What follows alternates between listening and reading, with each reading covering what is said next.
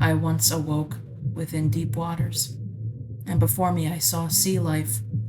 I saw it venture past, and despite being submerged, I was able to breathe. I breathed deeper and deeper. I was able to think. I was able to speak. I was able to hear. I was able to hear, and I heard too much. Beneath the water, I was chained, inside of a place that was once familiar to me.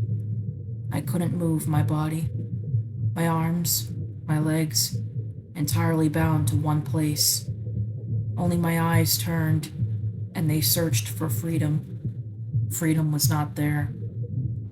Instead, I saw him before me, his anger clear, his veins pulsating, the rage in his eyes, infectious, uncomfortable, as was his size and form. Fear instilled in me as I heard him shout, bringing me back to a place of vulnerability.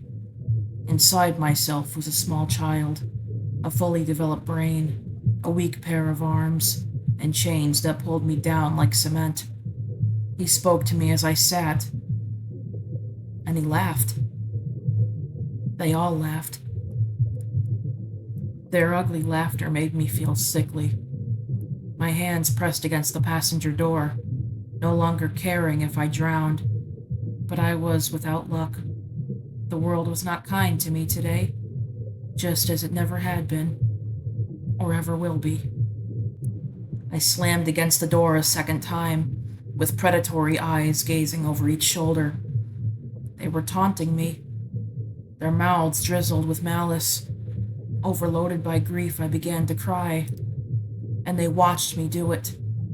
The man who towered above all watched me cry, and he spoke. Does it hurt? Of course it does. Keep crying. And so I did, and the world along me became blurred. I could no longer see far into the sea. I was lost. I was trapped. Above all, I was trapped with him. He was supposed to take care of me. He was supposed to believe me. He was supposed to see success in me. Then why was he laughing? Why were they laughing? I turned to face him, craving an answer. Why won't you believe me? The voice cracked from my cords, however it couldn't pull the strength to finish. Not a syllable slipped, but only a mere mumble. A mumble which then formed into a whimper which then formed into silence. I stared at who hated me the most. Above that man, above his blind followers, in different skin, I saw myself.